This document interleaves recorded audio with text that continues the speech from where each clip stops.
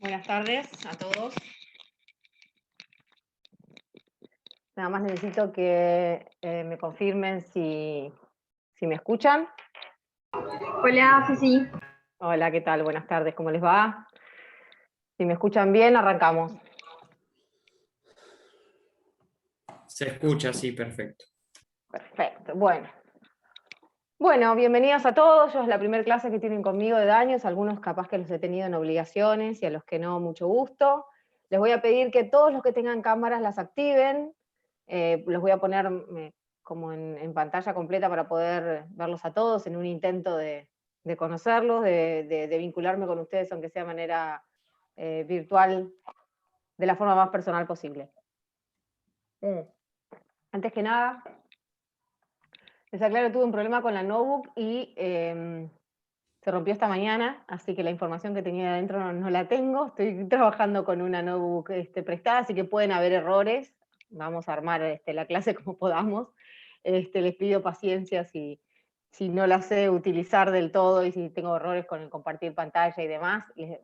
Lamentablemente les había preparado un Power bastante completo, pero bueno, después lo puedo subir al campus si es necesario para todo lo que tiene que ver con función preventiva. De daños punitivos vamos a ver sí, una presentación que la pude rescatar, y lo demás, bueno, lo vamos a charlar entre nosotros.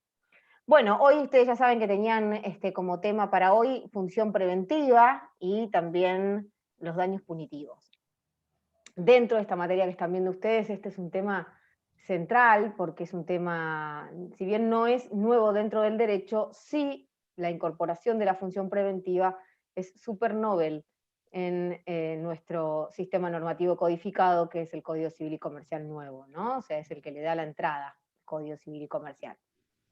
Si bien se venía gestando, esto se venía hablando en doctrina, lo cierto es que la recepción fuerte y concreta por parte del Código Civil y Comercial es lo que la hace novedoso, ¿verdad? O sea, que es una función de la responsabilidad civil, en realidad del derecho de daños, que no se venía estudiando en profundidad con la vigencia del código anterior.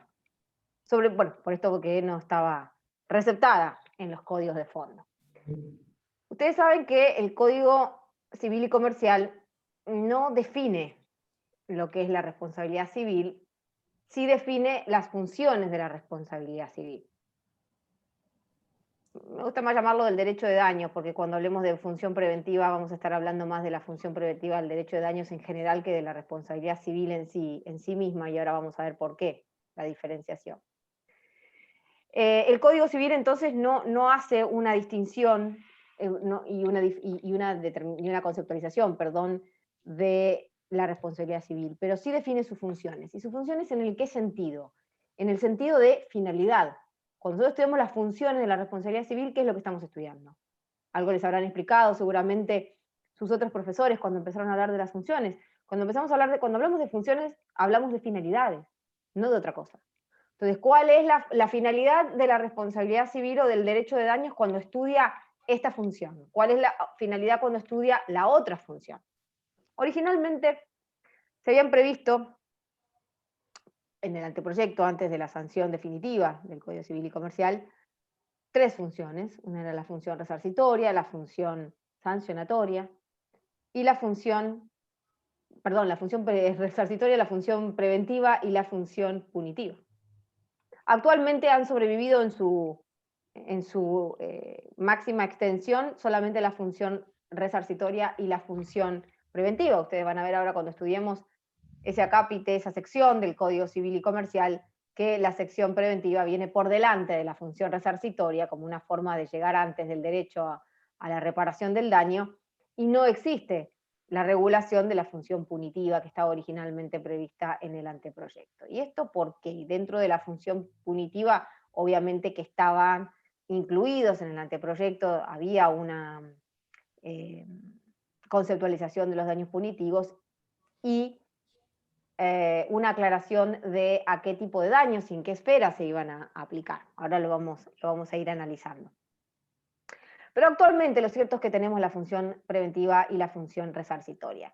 La función preventiva, a ver, cómo se empieza a incorporar en nuestro derecho. Ustedes saben que el Código de Vélez, como les dije yo cuando empezamos, no la tenía prevista, no la tenía regulada en una sección como la del Código Civil y Comercial. Al contrario, hacía referencia a algunos aspectos de la prevención del daño en algún articulado, ¿no? Ahí desperdigado, que en general tendía a proteger el crédito en todas aquellas normas que estaban destinadas a la tutela del crédito, a la tutela conservatoria, sobre todo del crédito, incluía algunas normas que se podrían, a ver, hoy mirándolas con el ojo crítico de que ya estudiamos de qué se trata la función preventiva, que podría decirse que se encaminaban a una prevención más que a un resarcimiento.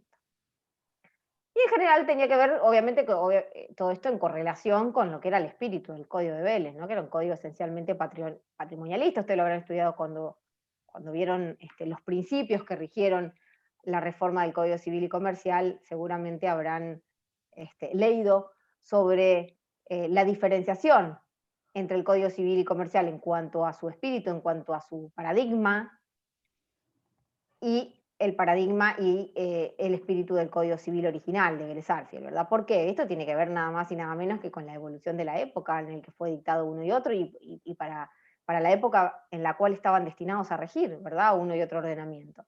El Código de Vélez era un código esencialmente más patrimonialista, que estaba destinado a incentivar el comercio, ¿no? O sea, esto vino después de la Revolución Industrial, a incentivar el movimiento y el tráfico jurídico y comercial. Entonces, tendía a tener una mirada más protectoria del crédito, del patrimonio.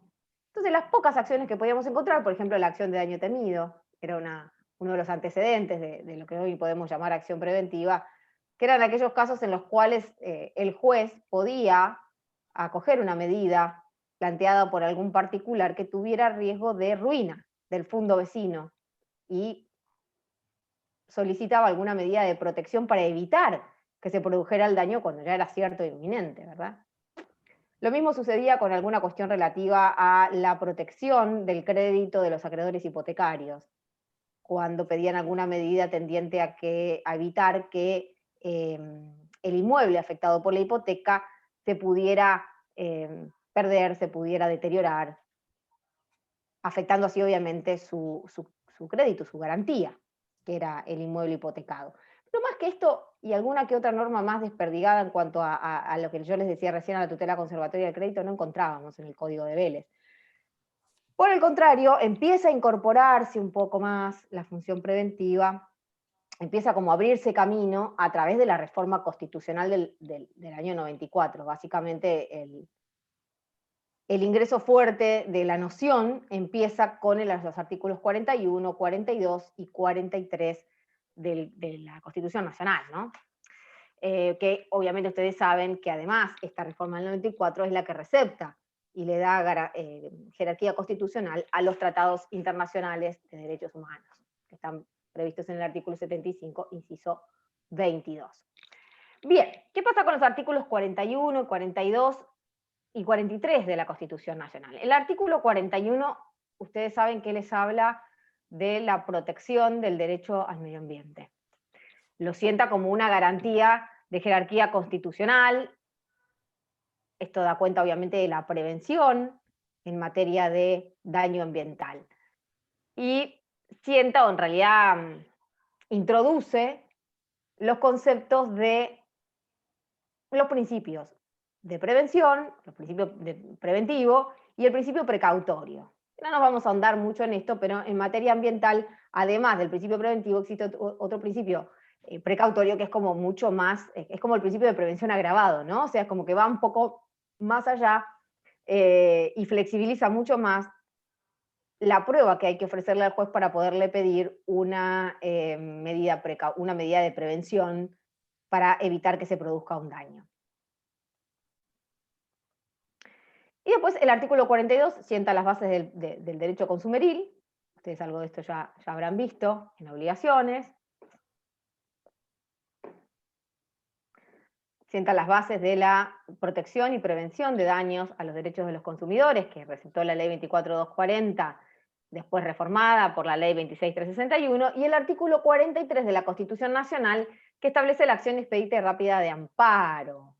Que esto sí, más o menos les debe sonar si están viendo algo de procesal, la cual es una acción que va a proceder preventivamente, siempre que no exista otro medio, obviamente judicial más idóneo, contra actos o omisiones que amenacen arbitraria o ilegalmente, esto está en la Constitución, no hace falta que se apuren a anotarlo, que amenacen arbitraria y ilegalmente los derechos y garantías reconocidos por la Constitución. Entonces, más o menos, a través de la recepción de estos principios por parte de la Constitución Nacional, es que empieza a ingresar la noción de función preventiva, de prevención en nuestro derecho. A su vez, obviamente, hubo que hacer una readaptación de la legislación ordinaria, porque el bloque constitucional conformado por la Constitución Nacional y los tratados de derechos humanos con jerarquía constitucional a partir de la reforma del 94, nos pusieron a los juristas en la necesidad de reinterpretar muchas de nuestras normas para adaptarlas al control de constitucionalidad que sí o sí tenían que atravesar luego de esta reforma constitucional. Es decir, estas leyes de fondo, ordinarias, nacionales y provinciales, tenían que adaptarse a las normas mucho más intuitivas en lo que tiene que ver con la protección de la persona, el medio ambiente, la dignidad humana, los valores de honor, seguridad, integridad física, psíquica, moral. Todas estas normas de orden interno había que adaptarlas a los nuevos principios que sentaba la Constitución Nacional. De ahí deviene la reforma y la introducción de algunas leyes en esta materia, en varios aspectos y en varias temáticas del derecho, en donde se incluía la prevención, y luego terminó por la reforma del Código Civil y Comercial, que incorporó una sección específica de función preventiva en los artículos 1710 a 15 del Código Civil y Comercial.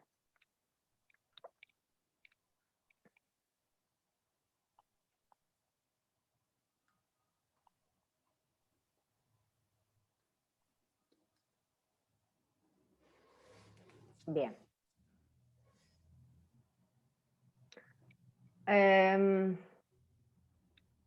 ¿Cómo ingresa en el derecho positivo, nacional, la ley, la función preventiva que hasta hoy se sostiene por la Ley de Defensa del Consumidor? El primer ordenamiento nacional, ordinario, que recepta la función preventiva en nuestro derecho, es la Ley de Defensa del Consumidor en el artículo 52 bis de la Ley 24.240, reformado por la Ley 26.630, que se establece la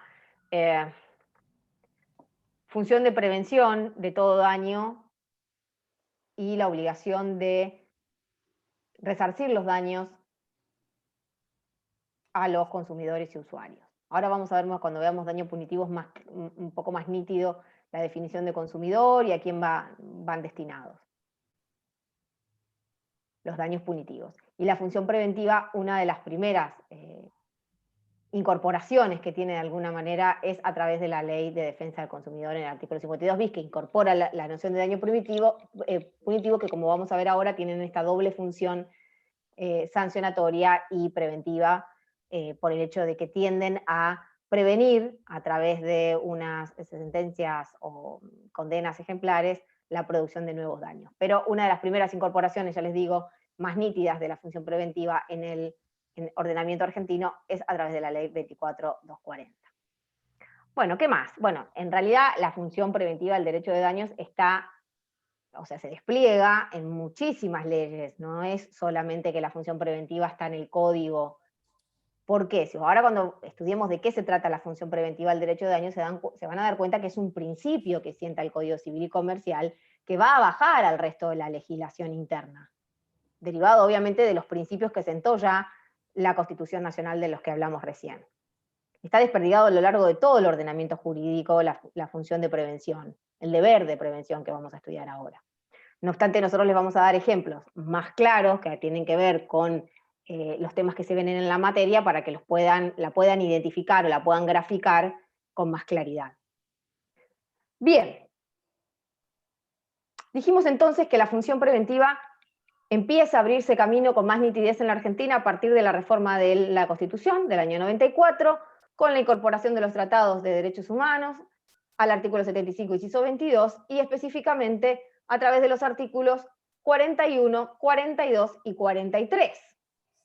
Y que entre la legislación interna de una manera muy nítida se ve el deber de prevención en la Ley de Defensa del Consumidor, y ahora sí la tenemos en el Código Civil y Comercial, en los artículos 1710 a 1715. ¿Qué nos queda por ver entonces? ¿De qué se trata este deber de prevención que a raíz de la incorporación legislativa de la función preventiva del derecho de daños prevé el Código cuando nos habla de deber de prevención y acción preventiva? A ver, voy a ver si les puedo compartir pantalla, lo cual no es nada fácil, chicos, en esta computadora que tengo, que es nueva. Y lo puedo ver.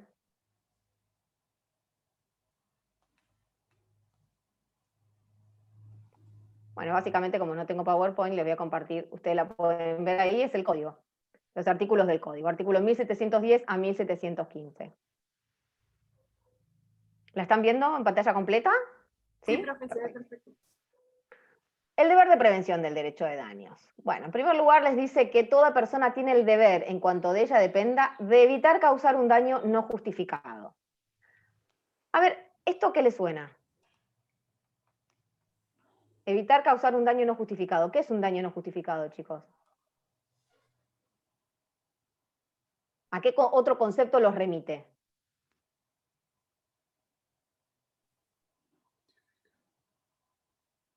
Que ya a esta altura lo tendríamos que tener un poquitito más claro.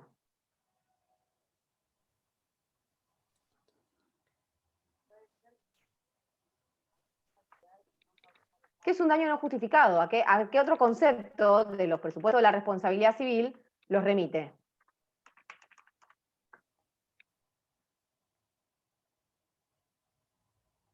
¿Qué es la antijuridicidad?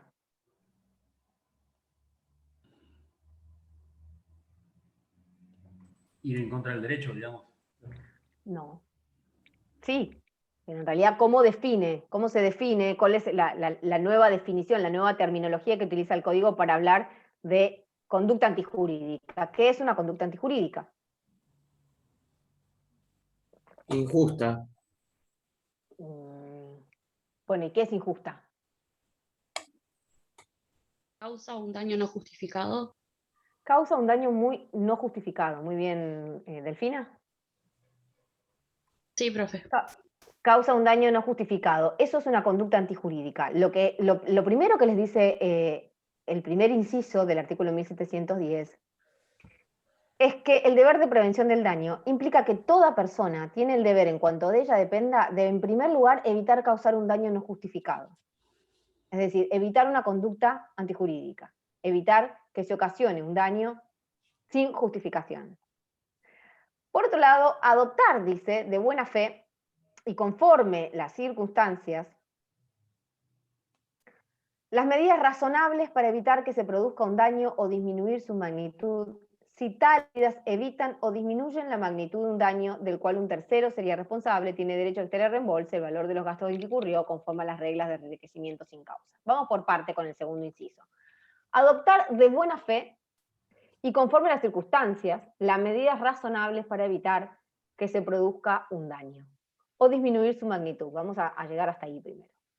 En primer lugar, lo que tiende el derecho a imponernos a todos, porque el artículo 1710 se está dirigiendo a toda persona, es que tenemos que, en la medida de nuestras posibilidades, evitar un daño y adoptar de buena fe y conforme a las circunstancias las medidas razonables para evitar que se produzca un daño o, en el caso de que el daño ya se hubiera producido, tender a disminuir su magnitud, es decir, evitar su agravamiento. Entonces, si nosotros evitamos que se produzca el daño o contribuimos con nuestra conducta de disminuir su magnitud, el derecho que nos otorga el inciso B del artículo 1710 es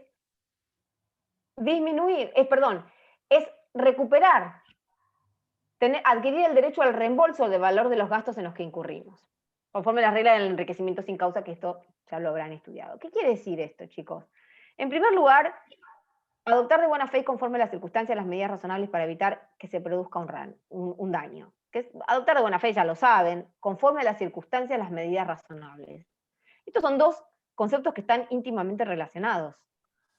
Conforme a las circunstancias, las medidas razonables. Son medidas razonables en función de las circunstancias. ¿De qué? De persona, tiempo y lugar. Medidas razonables implica que exigirle a toda persona que esté en las condiciones de prevenir el daño, que de acuerdo a sus posibilidades, de acuerdo a sus características físicas, de acuerdo a su conocimiento, de acuerdo a la circunstancia en la que se encuentra, adopte medidas que sería razonable exigirle a todo ciudadano que se encontrara en esa situación.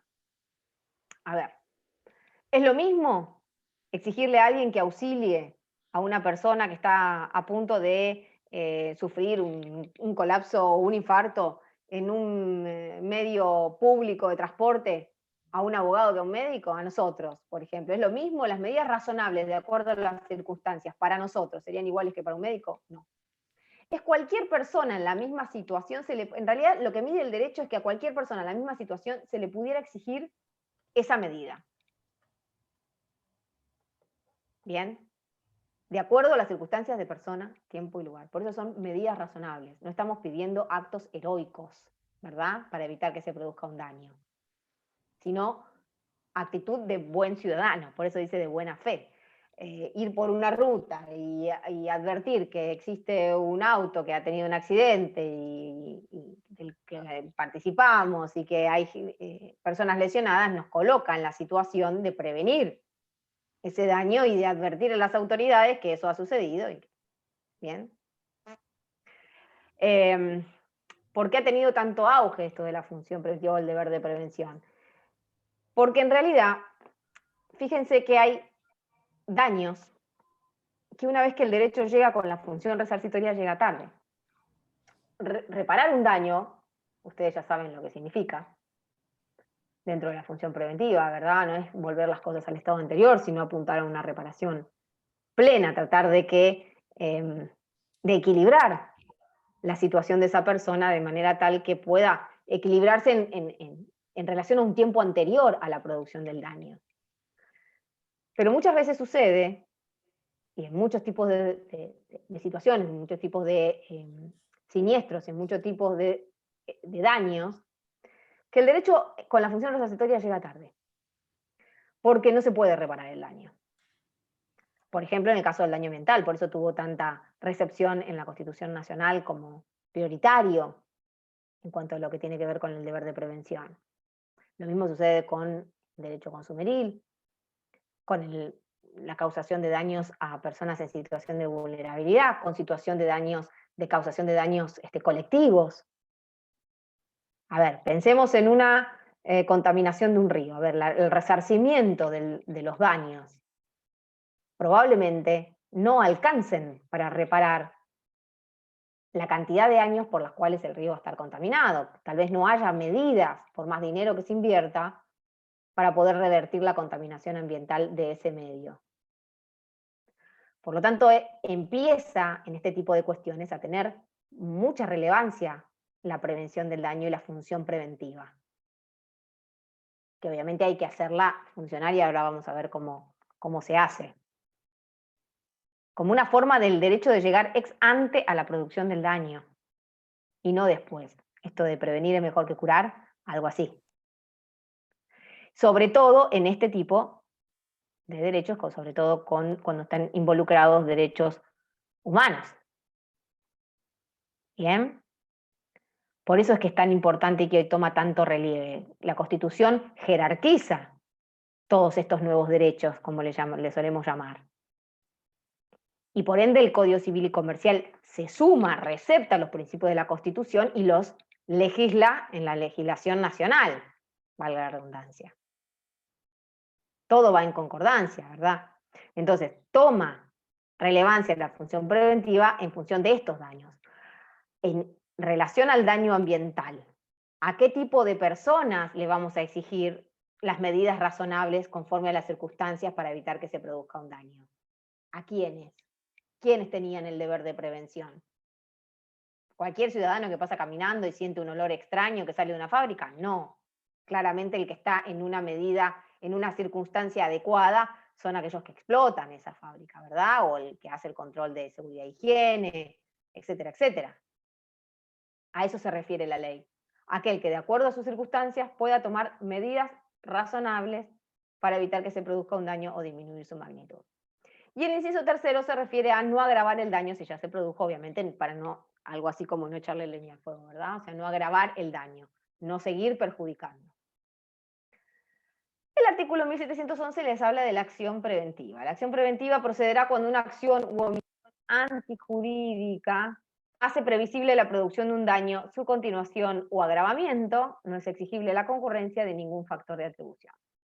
La acción preventiva procede cuando una acción u omisión antijurídica hace previsible la producción de un daño. En esto el código, la verdad que en lo que tiene que ver con el deber de prevención, flexibiliza bastante la prueba que le vamos a llevar al juez cuando le vamos a pedir alguna medida para prevenir un daño, que en este caso se ejerce a través de la acción preventiva.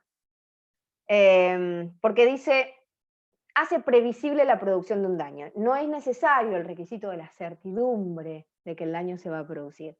Solamente con que sea previsible, y obviamente de acuerdo a las circunstancias nos vamos a dar cuenta cuándo va a ser previsible o no que un daño se va a producir, es suficiente para obtener alguna medida que tal vez tienda a impedir, tienda a dejar las cosas en el estado en el que estén para que no se siga agravando el daño, sea una medida innovativa, que en realidad tienda a cambiar una situación de hecho para que ese daño no se produzca o no se siga produciendo, o una medida no innovativa, dejemos las cosas como están, porque cambiarlas implicaría, o llevar a cabo tal acción implicaría la producción de un daño, hace previsible la producción de un daño, y en realidad la acción preventiva procede contra toda acción u omisión antijurídica. Es decir, señor juez, acá hay algo que no se está haciendo y se podría hacer para prevenir el daño.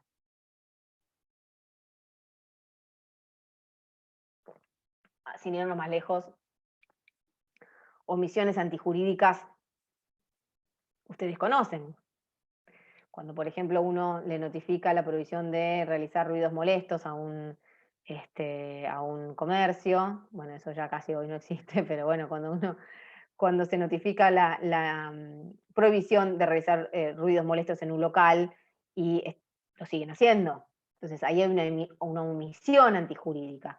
Si yo, no les digo con relación específicamente a este ejemplo, pero si yo le voy a pedir a un juez que tome alguna medida para evitar que esa omisión siga produciendo un daño, obviamente que lo que le voy a pedir a un juez es que me saque de la situación de hecho actual y intime a quien corresponda a tomar las medidas adecuadas para evitar la producción o el agravamiento del daño.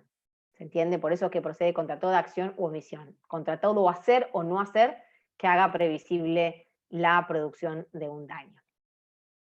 Por el otro lado, esto de la acción preventiva incorporada al Código Civil y Comercial como una norma procesal llama la atención, ¿verdad? O sea, ¿qué hace el Código introduciendo una norma procesal dentro de un código de fondo? No era muy habitual en los códigos, en la codificación civil hasta la época. Lo que hace el código acá no es querer inmiscuirse. Ustedes saben que en la materia procesal es una materia delegada a las provincias, es decir, cada provincia puede tener su propio código procesal. De hecho, algo deben estar viendo ustedes si vieron alguna materia de procedimiento. Cada provincia tiene su propio código procesal civil y comercial, su propio código procesal penal, porque establece las formas en las que va a llevar a cabo los procesos y sus normas de procedimiento. Pero lo que hace el código acá, introduciendo la acción preventiva, no es inmiscuirse en una materia delegada a las provincias, sino sentar una base. ¿Por qué? Porque si cada provincia puede hacer lo que quiere, entonces la acción preventiva, hay provincias que podrían tenerla y otras no. La idea que incluye el código, al legislarlo en un código de fondo, es que esa acción no sea negociable, digamos, que sienta una base, establece las pautas mínimas sobre las cuales debe legislarse en materia de prevención. Sí o sí, todos los ordenamientos locales tienen que prever cuál es el cauce por el cual se va a ejercer la acción preventiva, que hoy por hoy nosotros no tenemos reformado el Código Procesal Civil y Comercial, pero sí tenemos otras acciones que pueden canalizar el ejercicio de la acción preventiva, como las medidas autosatisfactivas, las cautelares genéricas, las, no sé, a veces se ejercen a través de medidas cautelares innovativas, no innovativas, a través de alguna acción, que además debe tener un procedimiento sumarísimo, ¿verdad? Muy breve, tengo que canalizar el pedido de la acción preventiva. La acción preventiva es una acción autónoma, no debería depender de la existencia de otras acciones para poder funcionar, pero hoy por hoy se le encuentra el canal por otras medidas, medios procesales que hoy sí existen, todavía no tenemos reformado el código para que haya legislado una acción preventiva autónoma. Sí lo han hecho otros códigos de provincia, como por ejemplo el Código Mendoza, sí tiene legislado la acción preventiva de una manera autónoma, con su propio procedimiento. Es un procedimiento muy cortito, muy expedito, que lo caracteriza mucha celeridad, y bueno, sí, reguló en forma autónoma la acción preventiva. Y se supone que todos los códigos de forma van a ir haciendo lo mismo, pero sí o sí, el código de fondo lo que hizo fue incorporar una norma procesal estableciendo las bases. A ver, la acción preventiva debe darse lugar cuando exista esta situación. Una acción o omisión antijurídica que haga previsible la producción del daño. Bien, la legitimación, y sigue hablando, pareciera que siguiera, ¿no? Con el tema de las normas procesales, están legitimados para reclamar quienes acreditan un interés razonable en la producción del daño. Otra vez utiliza la terminología de razonable. ¿Quiénes son los que tienen un interés razonable? No estamos hablando claramente de un interés legítimo, no estamos hablando de la condición de parte, no estamos hablando de la legitimación para obrar a la que hace referencia el Código Civil, la teoría general, ¿no? Procesal. El interés razonable. El interés razonable lo puede tener cualquier ciudadano que en esa situación pudiera también verse expuesto a un daño. O de lo contrario, que pueda advertir que otro ciudadano u otra persona va a sufrir un daño, o grupo de personas va a sufrir un daño, o una cosa, o el ambiente mismo. Por eso es que hablan del interés razonable. A ver, todo aquel que realmente tenga un interés que pueda acreditar, y no un derecho subjetivo, no se refiere a eso el código, para poder pedir la prevención del daño. Sentencia. Bueno, la sentencia que admite la acción preventiva debe disponer a pedir o de oficio, estos también son normas procesales, esperen que los voy a correr a ustedes porque si no, no veo. Admite la acción preventiva debe disponer a pedido de parte o de oficio en forma definitiva o provisoria obligaciones de hacer, de dar o no hacer según corresponda, debe ponderar los criterios de menor restricción posible y de medio más idóneo para asegurar la eficacia en la obtención de la finalidad. ¿Esto por qué, chicos? Esto tiene que ver con la historia que tuvo la acción preventiva, ¿verdad? La sentencia dice que admite la acción preventiva de disponer a pedido de parte o de oficio. Esto es importante, a pedido de parte o de oficio. Son pocas veces las que se admite la actuación de oficio de la justicia en este tipo de cuestiones. ¿A pedido de parte o de oficio? Es decir, lo puede peticionar la parte, o si el juez advierte que está por producirse un daño, que es inminente o que es previsible que el daño se produzca, o que se agrave, puede tomar de oficio medidas tendientes a evitarlo. Obviamente dentro del proceso en el cual él actúa, ¿verdad? No estamos hablando que el juez... A ver, el juez está incluido en la definición de toda persona del artículo 1710, o sea, como ciudadano va a actuar de una manera y como juez de otra. Lo que hace referencia el artículo 1713 es que dentro de su incumbencia, dentro del ámbito de su incumbencia, de un procedimiento en el que tal vez está interviniendo, advierte que puede producirse un daño o que puede agravarse el ya producido, puede tomar de oficio medidas tendientes a prevenirlo. Claramente puede hacerlo. La sentencia entonces puede ser de parte o de oficio y puede consistir en obligaciones de dar, de hacer o de no hacer. Como yo les decía hace un rato, puede ordenar dar algo, entregar algo, puede ordenar que se haga algo, alguna medida innovativa, o puede ordenar que se deje de hacer algo, o que no se haga algo, para evitar la producción del daño. Y debe, dice el artículo 1710, ponderar los criterios de menor restricción posible y de medio más idóneo para asegurar la eficacia. ¿Esto qué quiere decir de menor restricción posible. Esto les decía, tiene que ver con la historia que tuvo la prevención en nuestro derecho. ¿Por qué? Se consideraba que la prevención era una manera de inmiscuirse en la vida de los ciudadanos. Se entendía que toda persona sabe cuáles son los derechos que debe ejercer y cuáles son las obligaciones que tiene que cumplir, y que en realidad la justicia no estaba para prevenir los daños, sino para repararlos una vez que ya se habían producido, porque lo contrario implicaba inmiscuirse en la esfera de, a veces, intimidad de las personas, del derecho de propiedad o de la libertad de ejercicio del comercio. La acción preventiva, mal ejercida, puede evitar o puede cercenar la libertad o el ejercicio de la libertad de las personas en algún aspecto de su vida. Si yo voy a evitar, por ejemplo, casos muy comunes se han dado con el tema de la libertad de expresión, que habrán escuchado hablar, cuál es el límite, ¿no? O sea, la libertad de expresión o la libertad de publicación en el caso del periodismo versus el derecho a la intimidad. Si yo me voy más allá en la prevención del daño, me puedo pasar de la raya. Bien, si yo prevengo tanto para evitar un daño, puedo evitar que, por ejemplo, un periodista realice una publicación que va a provocar previsiblemente un daño a la intimidad, pero también es el derecho a libre expresión, también es el derecho a la información de la ciudadanía. Entonces, el límite es fino y por eso el código aclara que la sentencia debe apelar a los medios más idóneos para asegurar la eficacia en la obtención del resultado, procurando los criterios de menor restricción posible. A eso se refiere. Y por último, el artículo 1714 habla de la punición excesiva. Ustedes se darán cuenta que esto está desubicado en el código.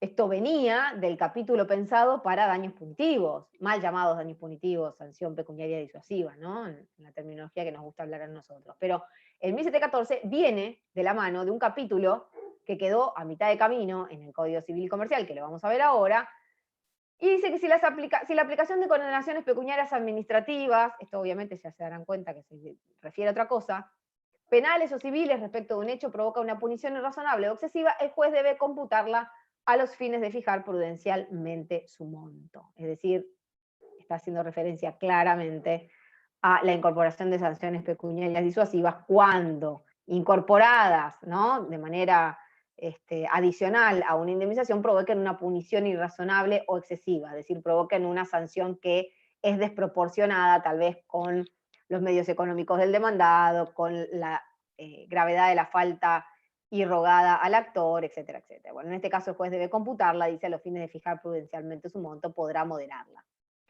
Y por último, el 1715 habla de la facultad del juez, en el supuesto previsto en el artículo 1714, el juez puede dejar sin efecto total o parcialmente la medida, bueno, en el caso que le resulte excesiva.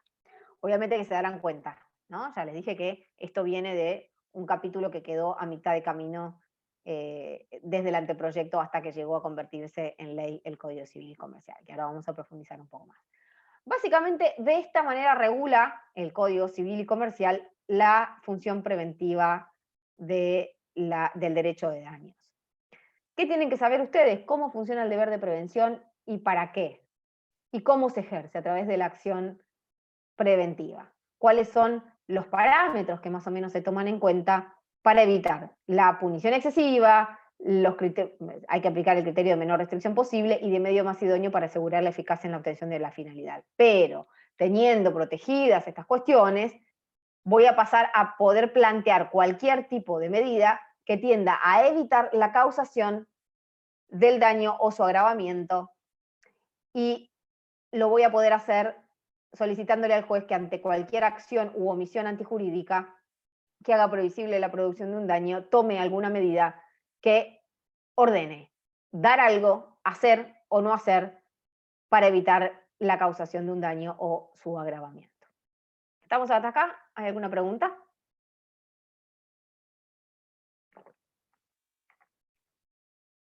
¿Alguna pregunta, alguna duda, algún comentario? ¿No? Más o menos les va quedando más o menos claro de qué estamos hablando. Bien. Un tema íntimamente relacionado con la función preventiva son los daños punitivos, obviamente.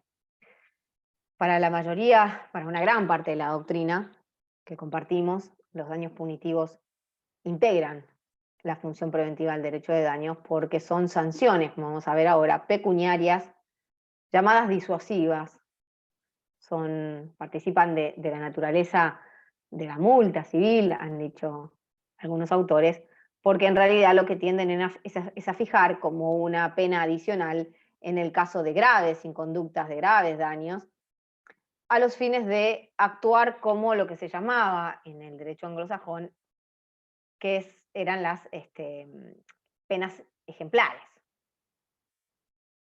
a los efectos de ejemplificar ante el demandado y ante el resto de la comunidad que pudiera estar en las mismas circunstancias, cuáles son las consecuencias de incumplir alguna norma gravemente o de ocasionar un grave daño a determinado sector de personas o una determinada persona en determinadas circunstancias, que hacen que se torne necesario imponer una sanción adicional para esto, no solamente para resarcir mejor a la víctima, sino para ejemplificar ante el responsable o los posibles futuros responsables con una sanción pecuniaria. De manera tal que esta sanción pecuniaria tenga un efecto disuasivo en las futuras conductas del dañador y en las futuras conductas de posibles dañadores que pudieran estar en las mismas circunstancias. Ya sería como una mezcla entre prevención especial y general negativa. Exactamente, sí. La prevención, vos estudiaste algo, habrás leído algo de prevención especial y prevención general. A ver, sí, en realidad los daños punitivos tienen que ver con ejemplificar con la conducta. Ahora los vamos a estudiar con más profundidad. Pero ustedes pónganse a pensar que esto no tiene que ver con el monto del daño, con que se hubieran causado daños siderales. No tiene que ver tampoco con la posición de la víctima en sí misma. Tiene que ver con la necesidad del derecho de resaltar ciertos valores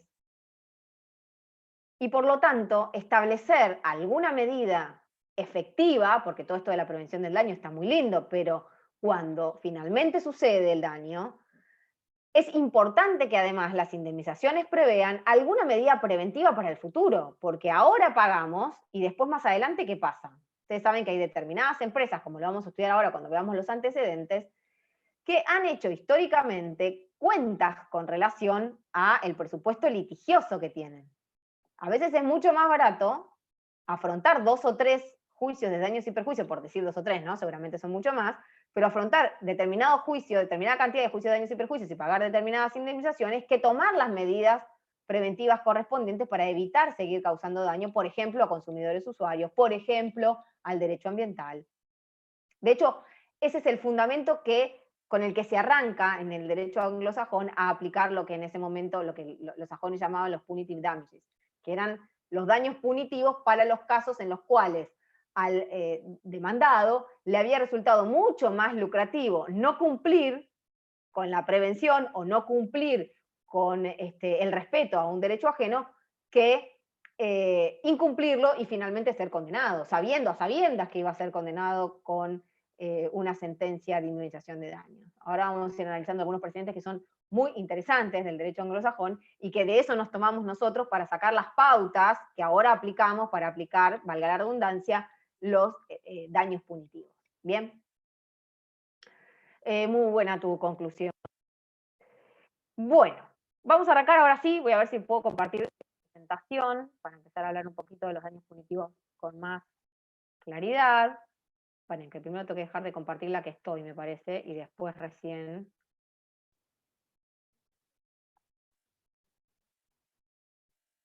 Ahí está.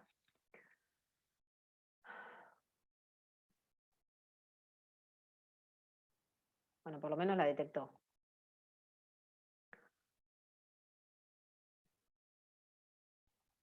¿Ahí lo están viendo? Lo que no lo están viendo es en pantalla completa, ¿verdad? ¿Ahora sí? ¿Bien? Bien. Bueno, ¿Cuál es el estado de recepción de los daños punitivos en la legislación argentina? Bueno, más o menos algo les expliqué, pero vamos a ir hablando detalle por detalle de la evolución, porque este es un tema central para esta materia, y qué bueno que la tengan separada ahora de obligaciones y lo pueden estudiar más en profundidad. Vamos a empezar con el concepto, los antecedentes históricos, los aspectos generales que tienen los daños punitivos. Vamos a empezar dándoles una mínima definición, esto es importante para ustedes. Esta definición la tomamos de Pizarro, porque me pareció como la más redondita, digamos, a los efectos de que ustedes tengan un concepto. Hay muchos conceptos de daño punitivo, esto, el Código Civil y Comercial, como lo habrán visto, no dedica un acápite específico a los daños punitivos, ni siquiera los define, por lo tanto tenemos que buscar definiciones doctrinarias. Pueden tener en cuenta ustedes muchas, esta es simplemente una sugerencia. Son sumas de dinero que los tribunales mandan a la víctima de ciertos ilícitos que se suman a las indemnizaciones por daños realmente experimentados por el damnificado, que están destinados a punir graves inconductas del demandado y a prevenir hechos similares en el futuro. Por eso me pareció completa la definición, ¿verdad? O sea, es más o menos lo que venimos hablando. Son sumas adicionales, que en este caso son penas adicionales o multas adicionales, que se suman a las indemnizaciones por los daños realmente experimentados por el damnificado.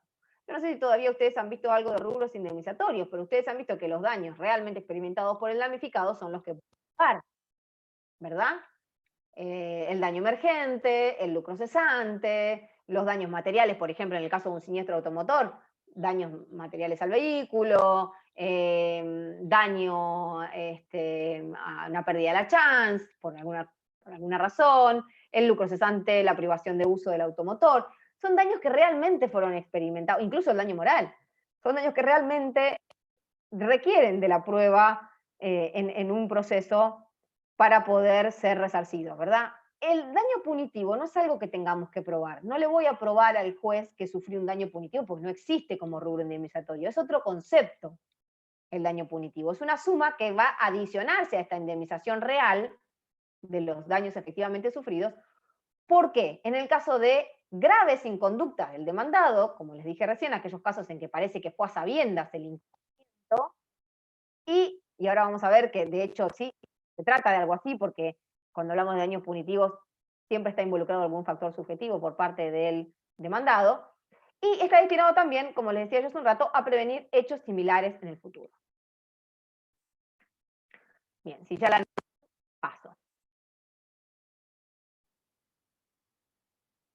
Bien. Bueno, los aspectos generales del daño punitivo provienen obviamente del sistema del common law, son una multa civil, configuran una multa civil y tienen una función resarcitoria. Algunos autores dicen que también es una función punitiva y nosotros sostenemos sobremanera la función preventiva, ¿no? Disuasiva que tienen los daños punitivos. Evolución histórica, y en esto, que en otros temas no, la evolución histórica parece tan pesada, en el tema de los daños punitivos es súper interesante y es necesario que lo sepan. Le vamos a pedir que sepan contarnos los precedentes del derecho anglosajón con total exhaustividad, pero sí que más o menos sepan cómo venía, ¿no? La mano. Pues esto hace mucho tiempo que arrancó en el derecho anglosajón, nosotros lo tomamos en relación a lo que son los tiempos del derecho hace poco, y es importante que tengamos en cuenta cuáles son las bases, porque en realidad las tomamos de ahí. Bien.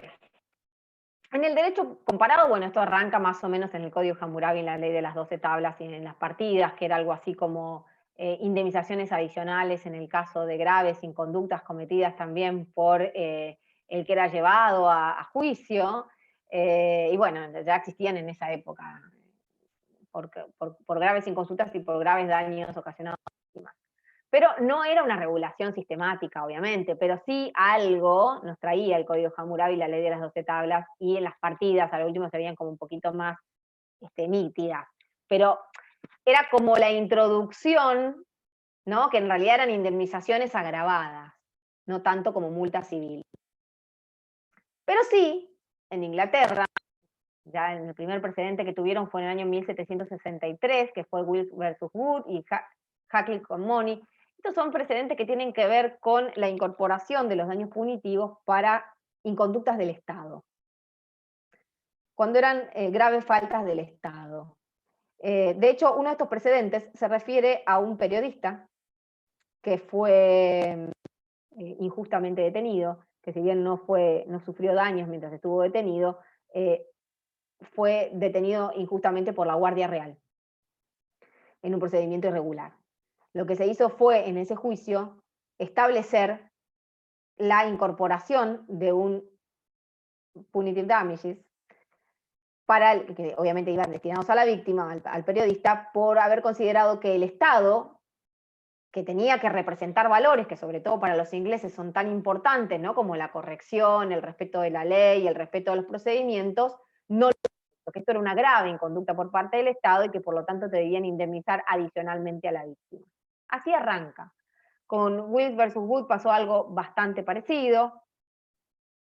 También era para los casos de inconducta del Estado.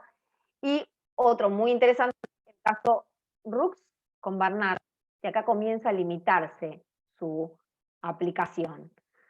¿Qué pasa con Rooks? En este caso particular, lo que hubo fue una apelación en cuanto a al monto. Sí empezó a limitarse no la aplicación, sino a moderarse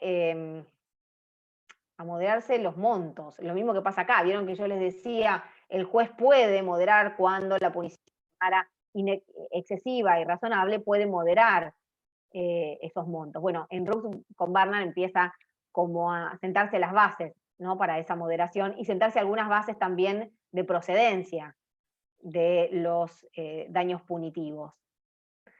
No siempre van a proceder, no son multas adicionales que puedan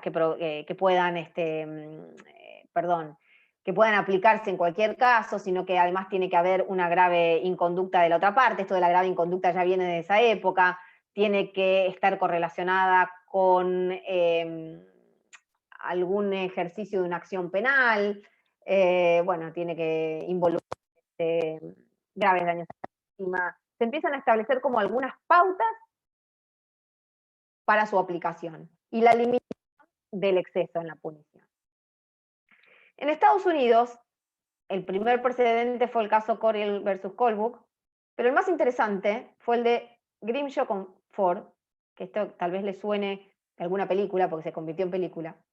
Es un caso el más emblemático de los daños punitivos del common law. Ford había largado un modelo nuevo de automotor que se llamaba Pinto. Este automotor era muy moderno, era mucho más flexible, mucho menos aparatoso. Esto fue en el año 68, así que estamos hablando de modelos de automotores muy robustos. Bueno, este era como más urbano. Se había visto que el tanque de nafta no estuviera como parte del baúl. Para darle más lugar al baúl se preveía que estuviera en la parte trasera. Los paragolpes eran más flexibles, no eran tan duros como los de los otros diseños. Bueno, el tema es que en la prueba de antichoques había surgido que había un cierto riesgo para la seguridad de los pasajeros. En tanto, cuando los automotores sufrían choques por detrás, el tanque de combustible se desplazaba hacia adelante, pudiendo provocar pérdidas de combustible. Y además se deformaba mucho más rápido, era un auto que soportaba mucho menos los impactos. ¿Qué pasó? El grupo de ingeniería, el grupo de ingenieros de Ford advierte sobre la cuestión, pero, a ver, porque fue como un irregular, que en el caso de este automóvil, las pruebas de ingeniería preceden al diseño. Bueno, en este caso fue al revés, el diseño precedió a la prueba de ingeniería y ganó por sobre la prueba de ingeniería. Entonces Ford se negó a cambiar el diseño del automotor, lo largó igual, y de verdad se habían hecho estudios tendientes a analizar la posibilidad de que se sufriera algún siniestro y tener que afrontar situaciones por tal razón. Pero les resultaba mucho más barato asumir la posibilidad de algún siniestro y su indemnización que cambiar el diseño de todos los automotores, que ya estaban más o menos en marcha y que aparte tenían una fecha de lanzamiento. Entonces, lo que se hizo fue seguir adelante con la fabricación del automotor en las condiciones en que estaban. De hecho, el primer siniestro se sufre en el año 1972. Grimshaw iba en el automotor creo que tenía 13 años en ese momento, y con la señora Grey, creo que era la otra actora del proceso de Grimshaw. Lo que se hizo acá fue plantear una demanda. Obviamente pasó lo que tenía que pasar, ¿no? El tanque de combustible se desplazó, provocó muchísimos daños y quemaduras muy graves en la señora Grey, que creo que falleció. No, creo no, estoy segura, falleció.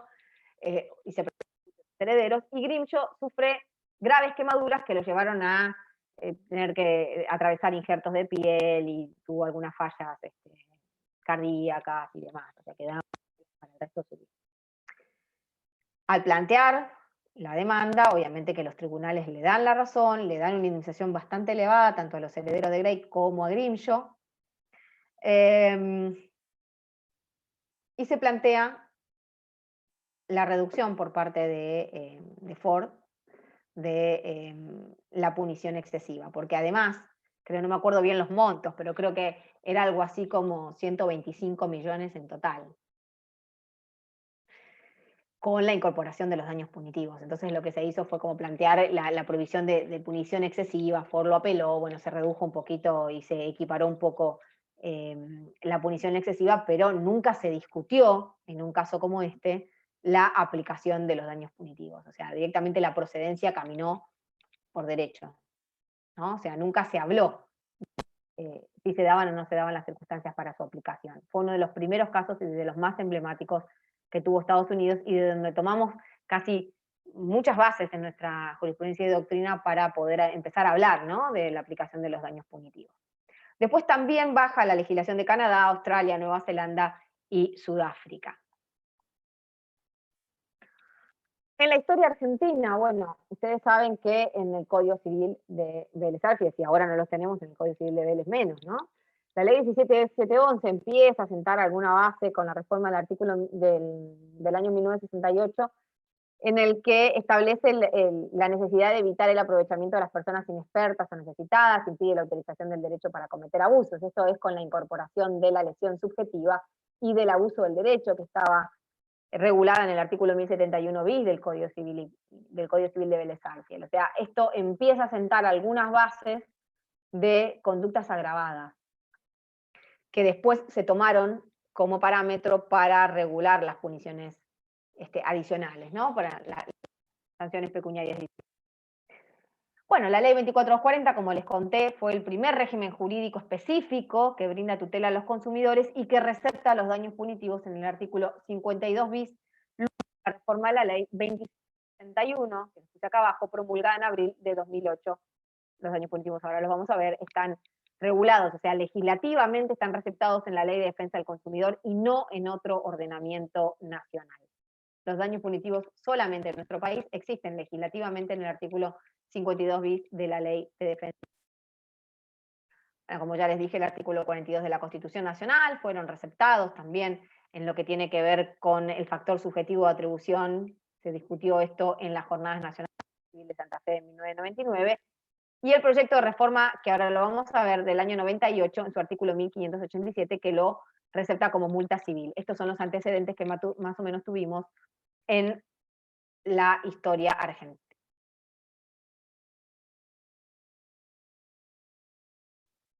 Bien, naturaleza jurídica, factor de atribución, los aspectos jurídicos.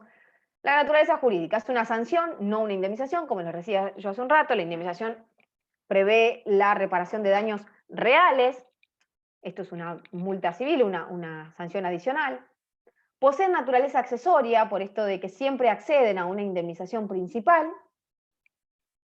Son de procedencia excepcional, como ya vimos. Ahora vamos a ver cuáles son los parámetros de aplicación para ver que no siempre proceden los daños punitivos. Poseen la necesidad de un elemento subjetivo agravado, ahora también vamos a ver de qué se trata, y son penas privadas.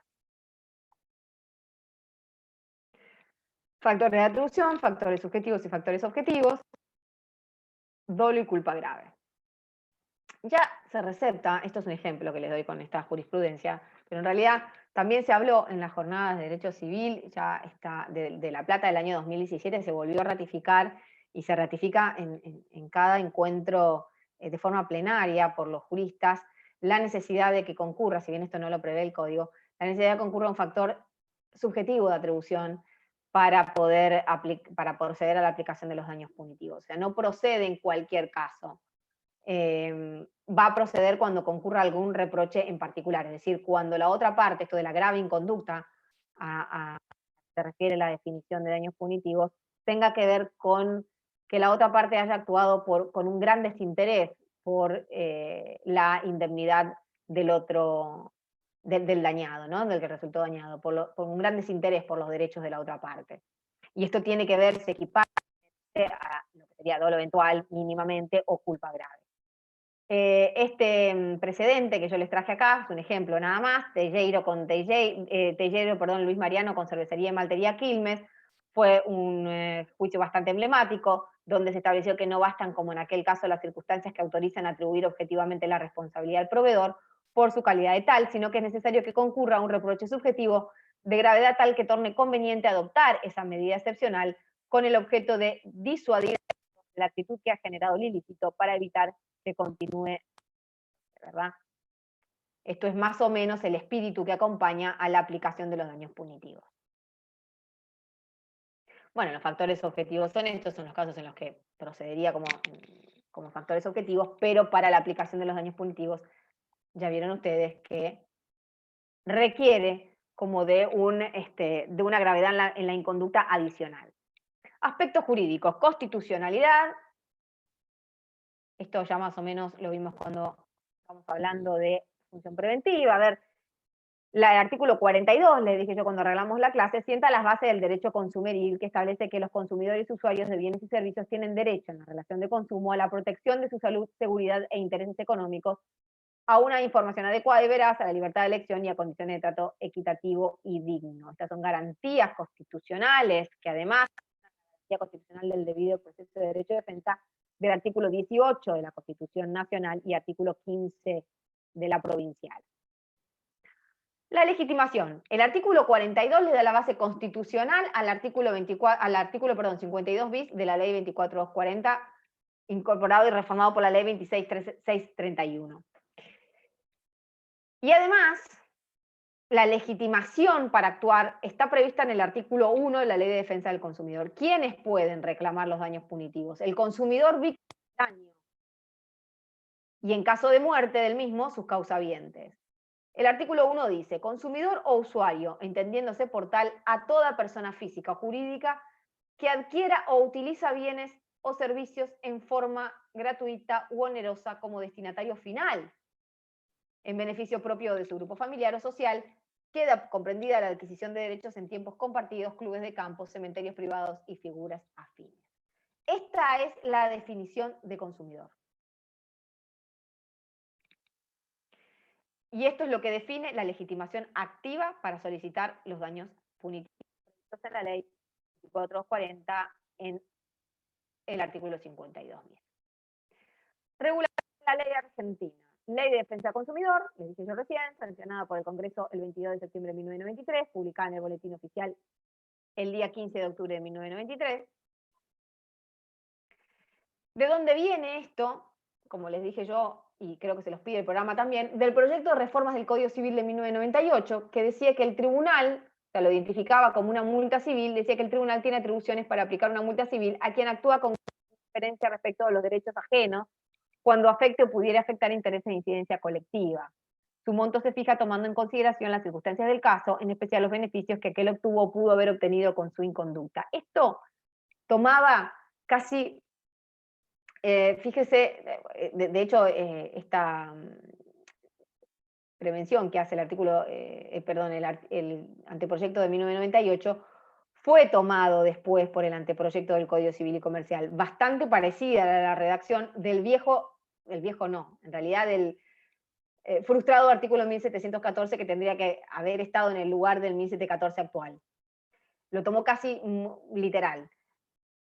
Fíjense que acá establece, respecto de los derechos ajenos, grave indiferencia respecto de los derechos ajenos cuando afecte o pudiera afectar intereses de incidencia colectiva. Es lo único que por ahí, la única crítica que había recibido, que era que solamente iban a proceder los daños punitivos en general cuando afectara el derecho de incidencia colectiva y no para daños de particular.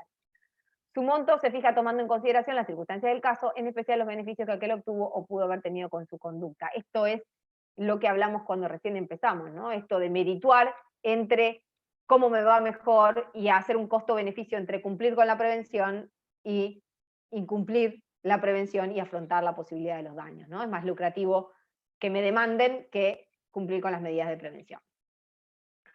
Bueno, Comisión de Legislación General de la Cámara de Diputados de la Nación. Bueno, el tribunal tiene atribuciones para aplicar una multa civil a quien actúa con grave indiferencia. Esto es más o menos lo mismo, son las comisiones que fueron definiendo el concepto de daño punitivo que en definitiva el Código Civil no lo receptó. Bien, finalmente la ley 26.361 lo recepta en el artículo 52 bis y dice que el daño punitivo al proveedor que no cumpla sus obligaciones legales o contractuales con el consumidor a instancia del damnificado, el juez podrá aplicar una multa civil a favor del consumidor, la que se graduará en función de la gravedad del hecho y demás circunstancias del caso, independientemente de otras indemnizaciones que correspondan. Cuando más de un proveedor sea responsable del incumplimiento, responderán todos solidariamente ante el consumidor, sin perjuicio de las acciones de regreso que les correspondan. La multa civil que se imponga no podrá superar el máximo de la sanción de multa prevista en el artículo 47, inciso B de esta ley, que esta última limitación sí recibió algún tipo de crítica, porque podría resultar o tornar irrisorio los daños punitivos en algún caso.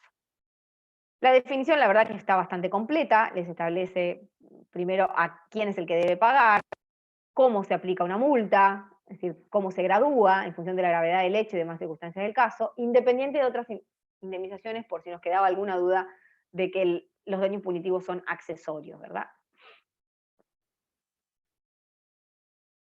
¿Cuáles son los presupuestos de procedencia? Esto lo sacamos de las explicaciones del Tratado de Pizarro, pero si ustedes se remontan a los antecedentes, esto está tomado del derecho anglosajón. De los antecedentes que yo les leí, de los cuales les comenté al principio, está tomado de ahí. ¿Por qué? Porque el derecho anglosajón, ustedes saben que el procedimiento anglosajón del common law es de juicio por jurados. Entonces nosotros tenemos que establecer presupuestos de procedencia lo más objetivos posible para que todo jurado en la misma situación, al momento de merituar si corresponde o no corresponden los daños punitivos, pueda tener algún presupuesto, ¿verdad? Alguna base para determinar si proceden o no proceden. ¿Y cuáles son esos presupuestos? Bueno, se establecieron a lo largo de diferentes precedentes del derecho anglosajón y nosotros los tomamos doctrinariamente y se podrían resumir más o menos. La gravedad de la falta, la situación particular del dañador, especialmente en lo atinente a su fortuna personal, los beneficios procurados u obtenidos con el ilícito, la posición de mercado de mayor poder del punido, esto es bastante común con las empresas grandes, el carácter antisocial de la inconducta, la finalidad disuasiva futura perseguida, que básicamente es la finalidad íncita de los daños punitivos, la actitud ulterior del demandado una vez descubierta su falta, el número y nivel de empleados comprometidos en la inconducta de mercado, también podría ser, y los sentimientos de la víctima.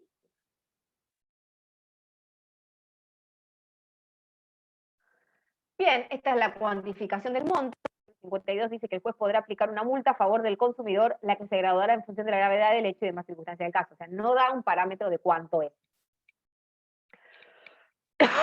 Perdón. De hecho, no tenemos una fórmula para sacar los daños punitivos. Es una merituación que tiene que hacer el juez, de acuerdo a lo que hablamos a los presupuestos de procedencia y a la gravedad del hecho y demás circunstancias del caso.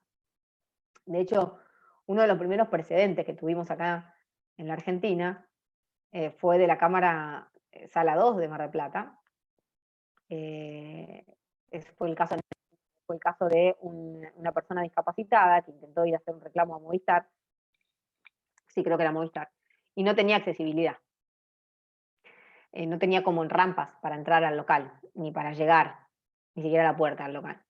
Entonces se realizó, o sea, tenía una mala factura, hacer el reclamo por mala facturación y no lo pudo hacer en la época de excesivas presencialidades, que era necesario la presencialidad para todo. No pudo efectuar el reclamo de la mala facturación, teniendo en cuenta que no lo habían atendido por falta de accesibilidad, cuando hay una ley nacional que exige a todos los locales comerciales la accesibilidad para personas discapacitadas. y sobre todo locales comerciales características, ¿no? De las empresas tan grandes como las empresas de telefonía celular. Se determinó que en realidad se le dio como una indemnización en su momento, una indemnización real por el daño moral y creo que algunas otras cuestiones materiales que había podido acreditar, de 30.000 pesos, estamos hablando del año 2009, y se le dio otra multa adicional más en concepto de daño punitivo por otros 30.000 pesos. La verdad que fue, ya les digo, ejemplificativo, pero no se podía, no hay de hecho una fórmula para calcular los daños punitivos. Esto tiene que ver con el criterio jurisprudencial al respecto, ¿verdad? Merituando todos los extremos que vimos hasta recién. La multa civil que se imponga, dice, no podrá superar el la sanción de multa prevista en el artículo 47 inciso B de esta ley, que obviamente esto va cayendo en desuso considerando que puede llegar, y es una de las principales críticas que se le hace a este artículo, porque puede llegar a arrojar resultados ínfimos. ¿Bien? ¿Por qué? Porque ¿cuál es el límite? Ahora se los muestro. Multa de pesos 100 a 5 millones. Ustedes dicen, bueno, pues es un montón. Bueno, depende para qué empresa. Creo que hubo una crítica a esta limitación que establecía el artículo 47 inciso B. En el caso de un juicio contra Volkswagen. En este caso se lo había, claro, respetando este límite, se lo había condenado a pagar una suma inferior a 5 millones, y bueno, el planteo fue que para una empresa como Volkswagen, para la cantidad de daños que había ocasionado por el hecho en sí que se estaba juzgando, y para lo que tenía que ver con la capacidad económica de una empresa como Volkswagen, 5 millones era el límite, de 5 millones era irrisorio, creo que encima se lo habían dado por menos.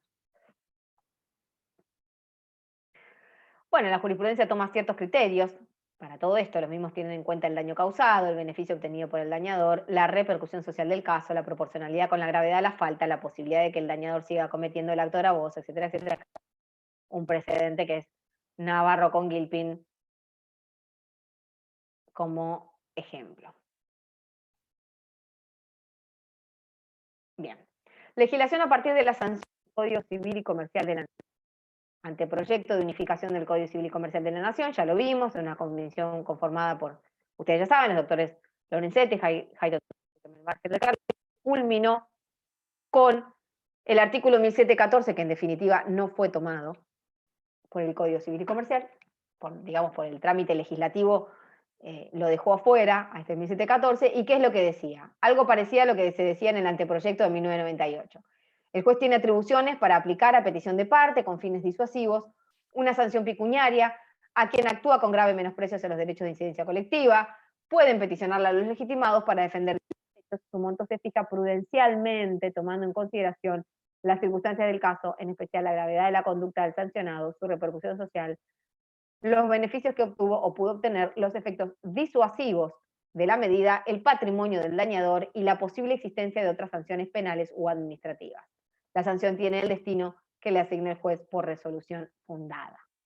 Esto toma mucho de los parámetros fijados por los precedentes anglosajones iniciales, que les comenté al principio, esta regulación de la sanción pecuniaria disuasiva en el artículo 1714. Realmente un artículo muy bien logrado, muy bien definido, pero bueno, la única crítica que alguna parte de la doctrina le hizo en su momento fue que solamente preveía la incorporación de los daños punitivos para los derechos de incidencia colectiva y no para los derechos de particulares. Pero bueno, teniendo en cuenta que son sanciones pecuniarias adicionales y muy severas, debe tenerse presente que no proceden en todos los casos.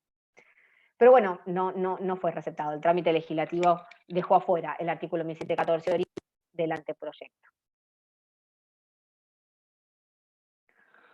Daño punitivo en el Código Civil y Comercial, la realidad es que no está previsto. El daño punitivo, las sanciones pecuniarias y disuasivas fueron eliminadas, como le dije recién, por el Poder Ejecutivo del Código Civil y Comercial de la Nación, o sea que en el Código esto les tiene que quedar presente porque puede llegar a ser una pregunta tramposa de examen, no están regulados los daños punitivos.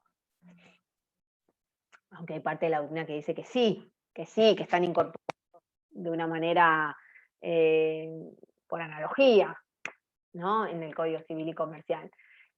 Porque están previstos como digamos, a colación de lo que prevé el actual artículo 1714 y 1715. Lo cierto es que legislativamente solamente están receptados de una forma concreta y expresa en el artículo 52 bis de la ley 24240. O sea, no podemos aplicarlo en este momento, so pena de violar el principio de legalidad a otras cuestiones que no encuadren dentro de la protección del consumidor. Solamente ahora se empiezan a abrir camino, como les puse yo en esta pantalla, en el derecho ambiental, por lo previsto en el artículo 41 de la Constitución Nacional, y por los especiales derechos en juego, ¿verdad?, que están involucrados cuando hablamos de daños ambientales. En los casos de discriminación y o bullying se empezó a merituar la posibilidad de incorporarlos, y en el derecho laboral fue discutido en un precedente de Acuña y otros con YPF, Sociedad Anónima, pero bueno, no se llegaron no se llegó a su aplicación, pero bueno, fueron, ¿no? O sea, como son casos, si ustedes observan cuáles son las otras materias, además de la defensa del consumo, en las cuales se está discutiendo la aplicación de los daños punitivos, son aquellas cuestiones en donde hay alguna vulnerabilidad del dañado, ¿no? O sea, alguna vulnerabilidad adicional. Cuando están en condiciones de vulnerabilidad, las personas involucradas en ese daño, en esa situación dañosa que necesita alguna sanción adicional para a los responsables de la futura causación de daños de igual naturaleza. ¿Ven? Bien, creo que con esto estaríamos terminando. Sí, terminamos, por lo menos la presentación terminó. Este es más o menos el futuro que podría llegar a tener el daño punitivo en la legislación argentina. Bien, bueno, esto más o menos un resumen, ¿no? Muy a grandes rasgos de lo que es el tema, pues imposible abarcarlo en toda su completitud en un rato de una clase, pero bueno, más o menos les di un pantallazo general de lo que son los dos temas, el resto obviamente queda sujeto a la lectura de ustedes, bastante abrochados vienen con el tema, y obviamente que quedan abiertos todos los canales de consulta que ustedes ya conocen para sacarse alguna duda con relación a esta cuestión. Pero bueno, en realidad no tenemos más tiempo, pero podemos dejarnos 5 minutitos para contestar algunas consultas que ustedes puedan tener. Los escucho.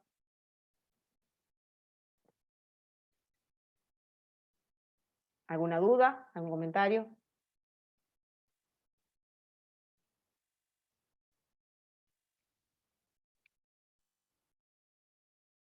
¿No? ¿Está todo bien?